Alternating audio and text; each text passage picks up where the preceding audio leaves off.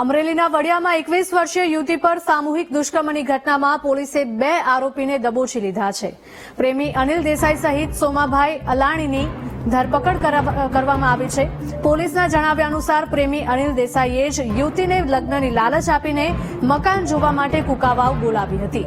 જ્યાં પ્રેમી અનિલ દેસાઈએ પ્રિતેશ ઉર્ફે પદ્યો આસોદરિયા, દકુ વેકરિયા અને સોમાભાઈ અલાણીની સાથે મળીને યુવતી સાથે દુષ્કર્મ આચર્યું હતું.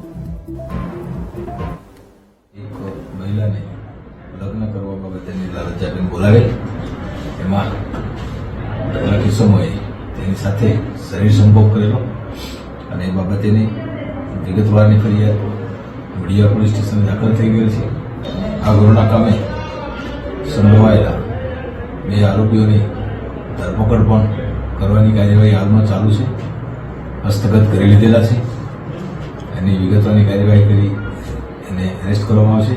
બાકીના જે 2 આરોપીઓ છે તેને શોધવા માટેની વડિયા પોલીસ સ્ટેશનના પીએસઆઈ મિસ્ટર દવેને અને એની ટીમ એમાં સક્રિય છે અને એ મળી આવેથી પણ તેઓની ધરપકડ કરવામાં આવશે અને નિયમ મુજબની કાર્યવાહી કરવામાં આવશે.